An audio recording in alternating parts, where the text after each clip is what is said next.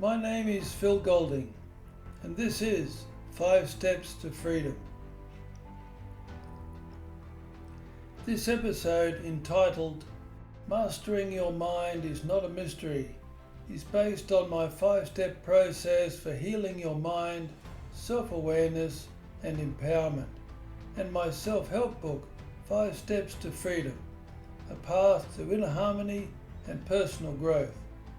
To get an overview of my 5-step process, which is the basis of my work as a psychotherapist and self-awareness meditation mindfulness teacher, go to my podcasts, The 5-Step Process for Healing, Wisdom and Empowerment, Parts 1 and 2, which I have produced for this purpose.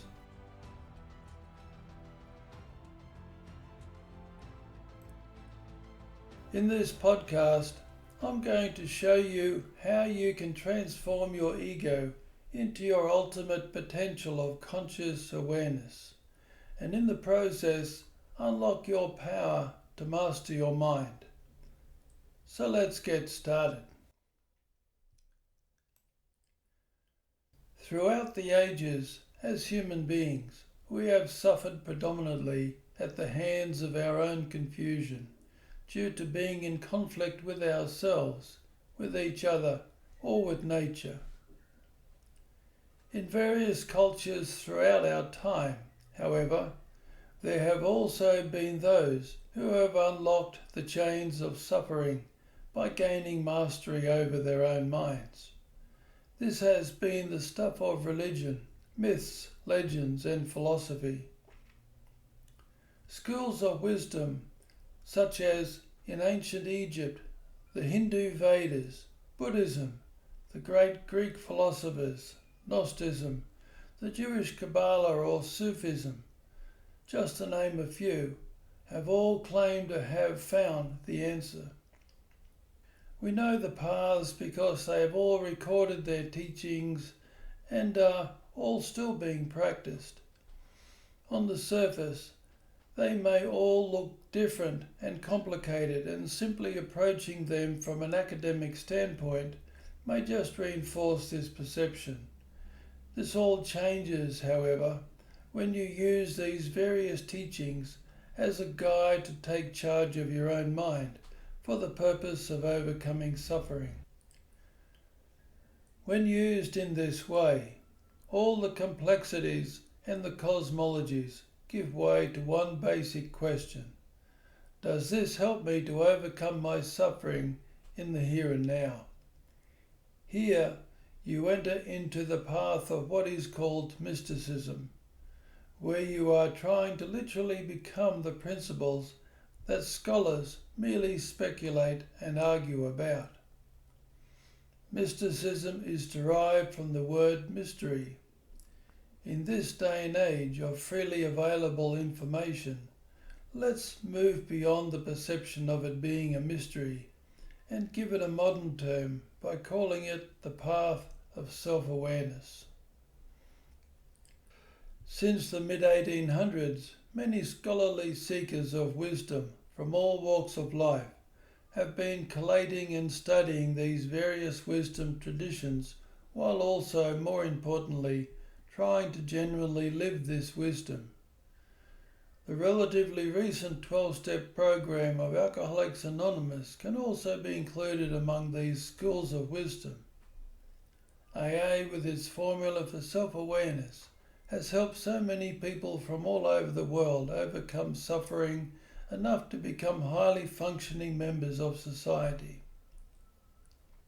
Modern psychology, although weighed down by the limits of academia, has been doing its part as well to solve the mysteries of human suffering. There are also more experiential schools of psychology, such as existentialism, which is the practice of facing the reality of your impermanence with your open heart. Is not given much focus at university because you can't understand it only on an academic level. Existentialism, like mysticism, must be lived to be truly understood. The problem with academic psychology is that you can do all your studies to the point of being a qualified psychologist without actually applying what you have learned to your own life. You never have to really face yourself, unless you choose to do so under your own volition. The field of transpersonal psychology, however, where I locate myself, goes further to encapsulate the ancient wisdoms as well as modern psychology, and has an emphasis on the experiential path. Transpersonal psychology looks at psychology from the perspective that each one of us is a consciousness that is evolving, and accepts the validity of the path to enlightenment. Like so many others before me, suffering was my initial driving force that motivated me to face myself and look for answers within. In my teens and early 20s, I was caught in the grip of chronic and at times suicidal depression and PTSD. Therefore, how to overcome my own suffering was my first burning question. My own healing and awakening journey first began through a version of the 12-step program and the group support that was a part of that program, and then through my own studies and practices of the ancient wisdoms, while being a part of various other support groups and finding appropriate mentors. Through these paths, I learnt to face myself on many levels, awakening inner knowing, while facing my own human fears and insecurities, and the dark emotions and confusions that came with them. I have also faced many difficult challenges while trying to manage my everyday life. All the while, I was learning to open my heart, my awareness, increasingly deeper into myself. Through living this path, I was able to overcome depression and the PTSD, and in the process gain increasing awareness and inner peace. Through this journey, a desire to help others also began to awaken. So my next question was, how can we solve the problems of humanity, such as conflict, greed, exploitation, and the disregard for the suffering of others?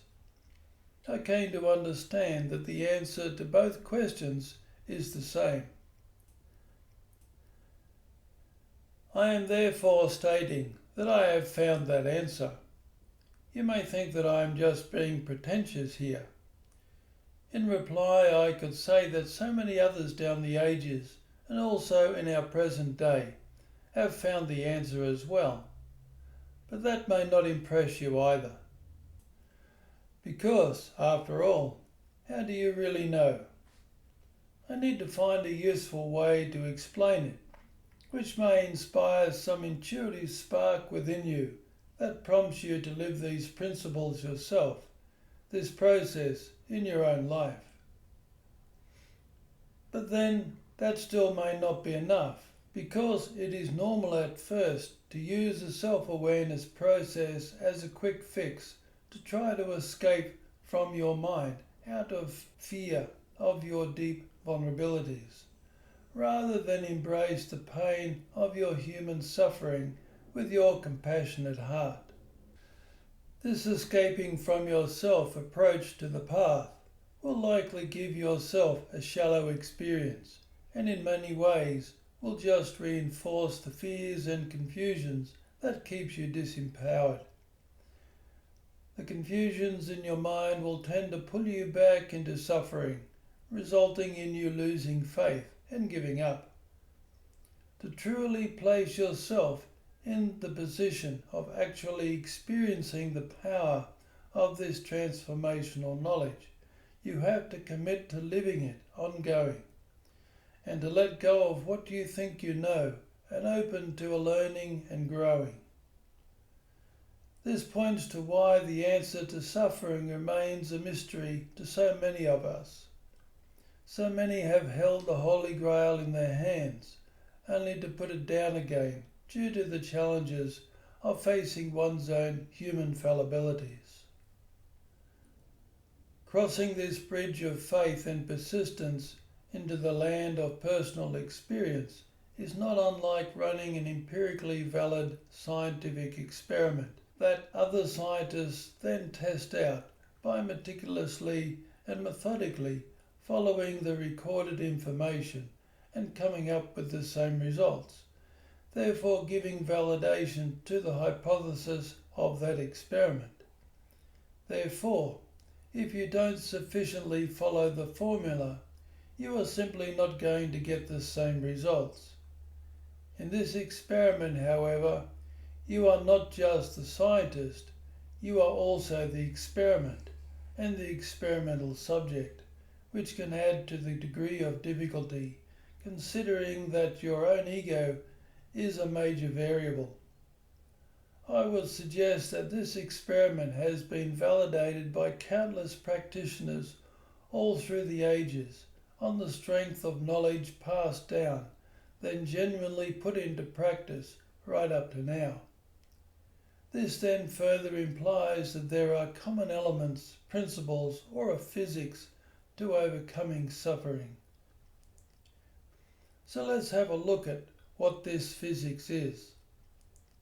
There are two foundational principles or laws of consciousness that awaken our slumbering consciousness, our ego, into what we call awareness, which are acceptance and personal responsibility.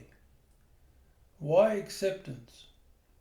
To answer that question, let's start with the second law of personal responsibility.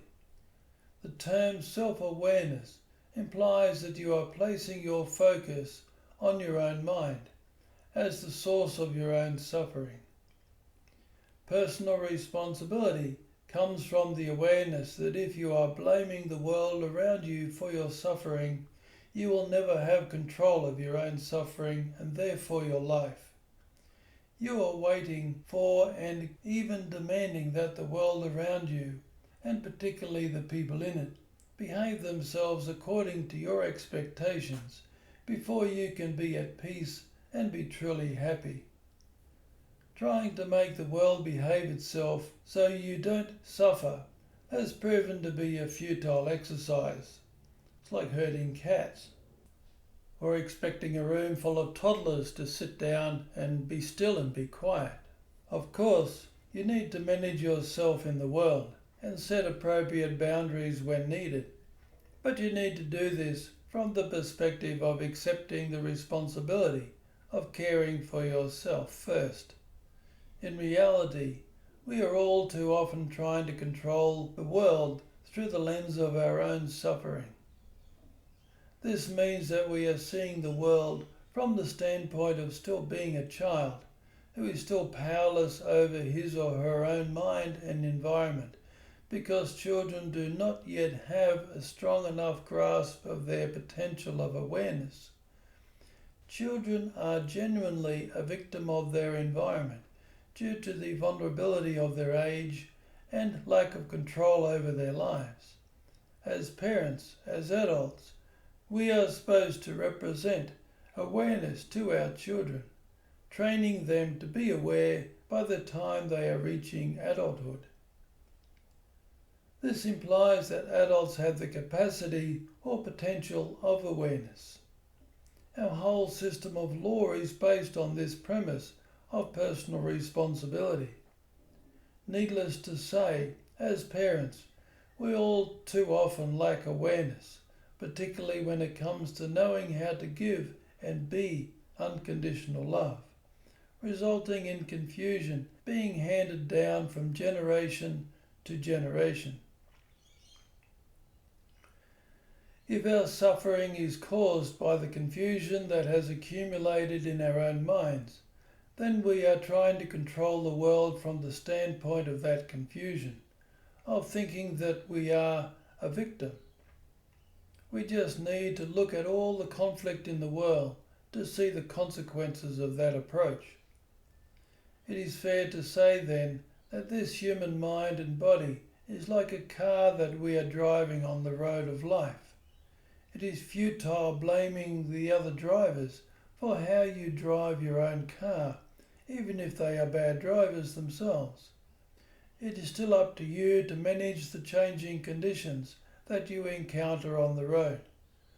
What if someone crashes into me through no fault of my own, you may ask? Let's use getting mugged while walking through a park as an example. You get beat up quite bad and spend some time in hospital. In time your body heals, but you are still afraid to walk in the park. You can keep blaming the mugger for that, but the mugger is long gone. Your suffering is no longer caused by the mugger. It is caused by what your mind is now doing with that experience. The mugger can't solve that for you, even if the mugger gets caught and brought to justice. Only you can heal your own mind. If you choose to remain a victim, then you are giving away your power to heal to that mugger. If only there are no muggers in the world. The world is a dangerous place. I can't go out anymore. And so you stay trapped in your suffering. In reality, your mind is totally within your consciousness, which places it completely within your control. You may not know how to heal your mind yet, because consciousness is a potential that you must learn how to use in order to transform that potential into awareness. But it's up to you to have faith that you have that potential and get on with learning how. That is the reality of being an adult. Therefore, to the degree that you blame other people and the world in general for your suffering is the degree that you will remain powerless over your suffering. Accepting responsibility for your mind places you in the position of being the parent of your mind. You may be a learner parent or an apprentice master, but you have to start somewhere. This means that you, as the awakening parent, have a child, which is your mind. Just because you were brought up in a certain way and learned to believe certain things, that does not mean it ends there. Your parents were not all-knowing gods, and your culture of origin was and still is riddled with suffering. So perhaps it's fair to say that there is more to learn. Your mind with its memories and conditioning belongs to you now. It is always there within your consciousness. It is a captive audience.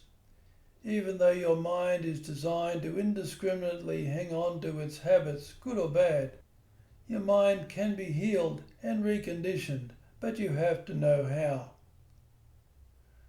To make the real positive difference to your mind, you need to be a better parent to your mind, one who is willing to learn how to love your mind, your human self, unconditionally. And here is that mystery, unconditional love. Is there really such a thing as unconditional love? All those who have truly healed and mastered their minds to an advanced degree know that unconditional love is indeed real. They know it is the ultimate force of healing, awakening and transformation.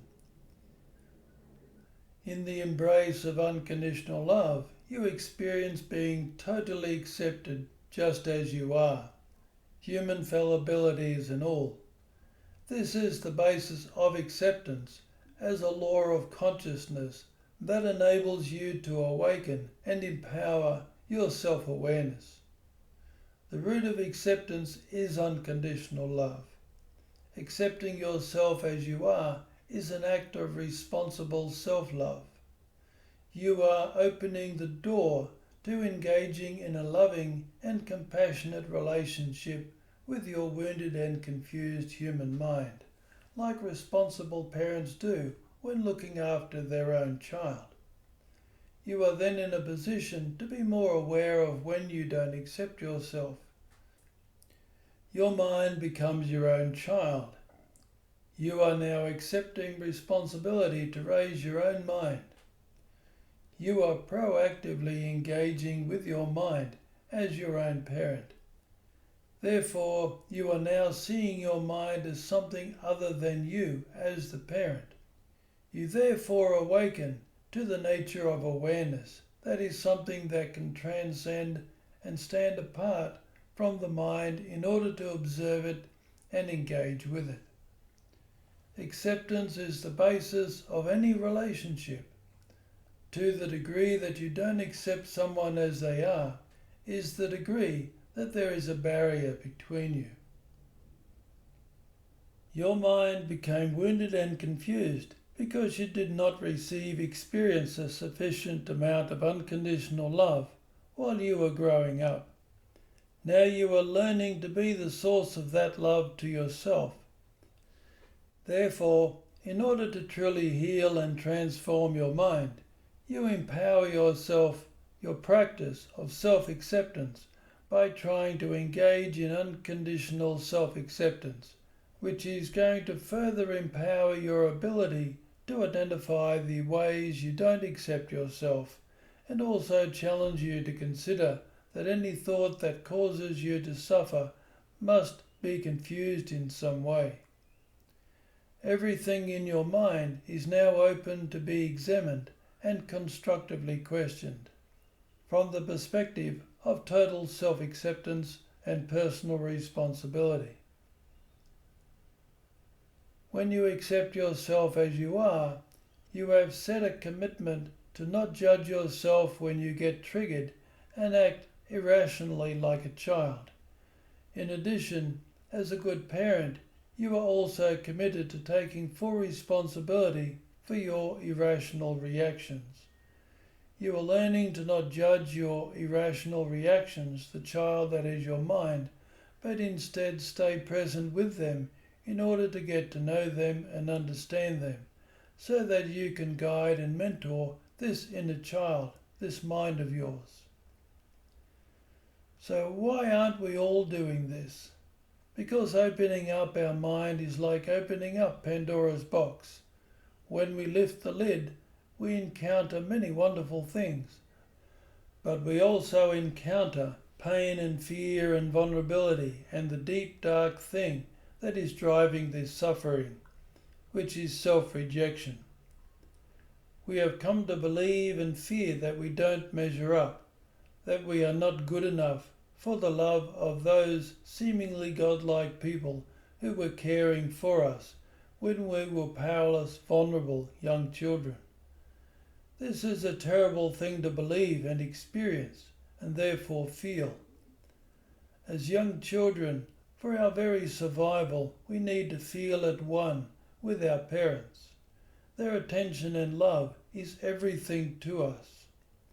This is the unconditional love, the oneness that we craved, and the more we received it on a consistent basis, the more we learn to love, respect, and care for ourselves. I'm not talking here about spoiling a child by indulging their natural self-centered grasping. The true unconditional love is also wisdom. It teaches personal responsibility. As the aware parents, we are teaching our children how to be aware parents of their own minds. But when we don't get that life-giving love on a repeated basis, young children, due to their natural and vulnerable egocentricity, conclude that there must be something wrong with them, that they are not worthy of this love, which is very close to thinking that we are not worthy to live. We feel separated, cast out, rejected by love, by life. This is extremely painful to feel, and if we can't do anything about it, our survival mind starts putting up protective walls against our own emotional pain because no one is coming to take care of it, and the child does not have the capacity to take care of it either. We learn to survive, but in a limited, closed-up psychological state. When we try to face ourselves, it is this devastating self-rejection that we feel as some sort of existential dread that we avoid at all cost. Our ego mind is still trying to protect us from the perspective of still being this small, powerless, vulnerable child, and will do all it can to avoid this pain. Ego being our potential of consciousness that is still captured by and serving the mind's habitual conditioning, and is therefore not aware in the true sense of the word. We avoid ourselves, therefore, and project onto others our fears and insecurities, because we struggle to face our own lack of self-worth and judging.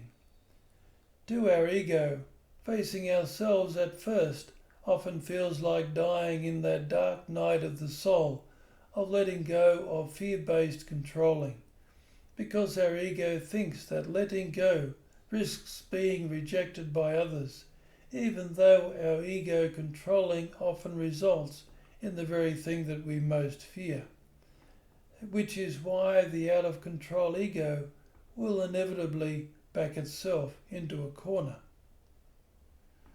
Self-acceptance, the servant of unconditional love, is the antidote to self-rejection. By committing ourselves to accepting ourselves unconditionally, we place ourselves in the position to no longer be identifying so much with this crippling self-rejection. We can more easily see it as confusion and feel compassionate towards the vulnerable and emotionally wounded small child, confused teenager, or young adult we once were. Unconditional self-acceptance makes facing ourselves possible. It makes it safe and manageable, and if you keep persisting and therefore healing and growing, it makes facing yourself feel like a wonderful opportunity to love yourself more and realize even more of your potential. Now you are accepting that you couldn't avoid being human, and you are seeing your mistakes now as an opportunity to learn about your mind and how it became confused. So now you are doing something that very few people do. You are regarding your emotional reactions as your inner child calling out to you for help. I'm scared and stuck in my confused and hurting and I need help is what your inner child is saying underneath the acting out. Now you are learning to stay with your painful emotions, seeing this fear and vulnerability as doorways into your wounded and confused mind and your human story. Isn't that what you wanted from your parents? For them to compassionately be with you, hear you, feel you, in order to understand you, so they could appropriately guide you. You may not be able to stop the reaction in the moment, but you can go back to it at any time. Face it, feel it, open your heart to it, and in the process, learn something from it. With this ongoing lifelong commitment to yourself, you will become increasingly conscious of the confused and habitual thought structures that are driving your painful emotional reactions and disempowering you, and are being triggered but not caused by the world around you. Not caused by the world around you because you are now an adult with your own power of consciousness who can take total personal responsibility for all that you think, therefore feel, say and do. You will still experience how powerful and overwhelming your painful emotional reactions can be. You will experience how your own fight-or-flight primal self, who is just trying to protect you like you are still that child, will try to shut you out, like it does to the world around you. However, your unending commitment to yourself will mean that you will pick yourself up, dust yourself off, and learn some more from that experience and have another go to be your own parent. With your unending commitment, you will come to see and experience how powerful and unlimited your awareness is, as your consciousness is able to venture deeper and deeper into the labyrinth of your mind and guide your inner child into a new world of kindness and caring that you are creating for yourself. You will observe how your new, more conscious response to the circumstances around you can change your world by first changing yourself. You will discover that you are in charge of your own reality, that you are aligning to the physics of consciousness, regardless of the circumstances and conditions that you encounter in life. You will discover that you are in charge of your own peace, well-being, and happiness. Therefore, unconditional love, accessed through the laws of consciousness, which are acceptance and personal responsibility, cannot be truly understood or grasped intellectually. You must put those laws of consciousness into action, particularly with your own relationship with yourself, in order to experience and therefore know unconditional love. As you gain more self-awareness, you gain more power to heal and recondition yourself. Instead of your mind being in a state of conflict, you are now conditioning your mind to match your potential and serve you as awareness. You will be becoming increasingly at peace with yourself, at one with yourself. Furthermore, as your inner peace and awareness grows, along with your growing ability to let go of fear-based ego controlling and be more present in the moment, seemingly mysterious things start to occur. The more connected you feel with yourself, the more connected you feel with others and life itself. You start to feel this and experience this connection with life in the form of synchronicities, for example, where life seems to be coordinating itself with you. You meet the right person who has the right information at the right time, for example, and this becomes more of a norm. You start to feel, experience, and know that everything exists within the one consciousness. But this is no longer a mystery either, because we come to feel and know that through our practice of being unconditional love is how we learn to feel this oneness, this universal consciousness that is life, that we can perceive in our own aware consciousness. So here is a formula for awakening your limited ego into unlimited conscious awareness, and therefore unlock your power to heal your mind and evolve. 1. Wholeheartedly commit your life to learning how to be the two essential laws of consciousness, unconditional love, starting with acceptance and total personal responsibility. This is for everything you think, feel, say and do. These two principles are your master teacher. In fact, life is your master teacher. Living unconditional self-acceptance and total personal responsibility enables you to become a student of life, your ultimate master, realizing that every experience you have in life is now an opportunity to know yourself more, heal more, and evolve more, because you face yourself in every opportunity. These two laws of life represent the foundation of your ultimate potential. So devote your life to acceptance and personal responsibility. 2. Identify yourself as conscious awareness, learning to be the aware parent of your human self. Ego is consciousness that is unaware and serving your mind's blind, habitual conditioning and primal fear-based instincts, which is why the poor old ego gets a bad name.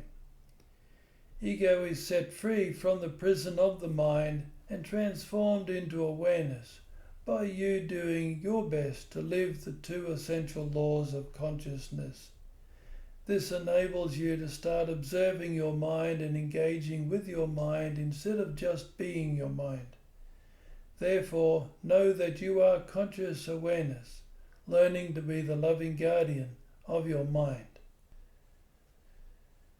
3. Make this new approach to your life your way of life for the rest of your life. Your mind is deep, multi-layered and complex, and has a powerful instinctual drive to survive. The mind in its own dimension does not know your potential as an aware consciousness, even though the love and wisdom that is within your potential is what your human self has always been searching for in the world but not finding it. Never take your mind for granted. It only knows its habits and primal instincts. It is up to you to keep guiding your mind into yourself endlessly in order to reprogram it into new life-enhancing habits that will be a genuine support to your conscious awareness. Awareness is unlimited. Despite the natural power of the mind, it has to give way to awareness, but it will only do so if awareness is there offering it a new reality ongoing. So make this approach to life, this living by the two foundational laws of consciousness, your way of life. 4. Keep being open to learn. It is your responsibility to educate yourself in how to be your forever aware parent and master. In this age of easily available information, all you need is within your grasp. So let the two essential laws of consciousness guide you to what is useful to learn. Also, regard every person you meet and every experience you encounter as a mirror reflecting yourself to yourself. This is where life becomes your teacher, where you recognize that life is at one with your consciousness and has always been trying to facilitate your awakening and evolving. Now you can be the willing student of life and be in the flow of your own evolution. Look intently into that mirror that life provides you in each moment, so that you can see into the depths of your own mind with your own loving, compassionate heart. Always be open to learn.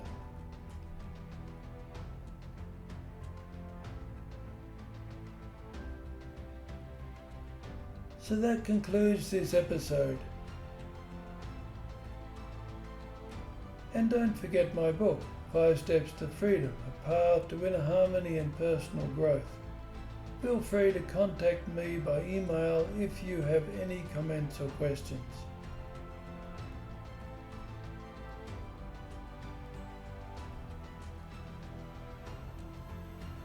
Be your own forever loving and compassionate parent, and love will always warm your heart.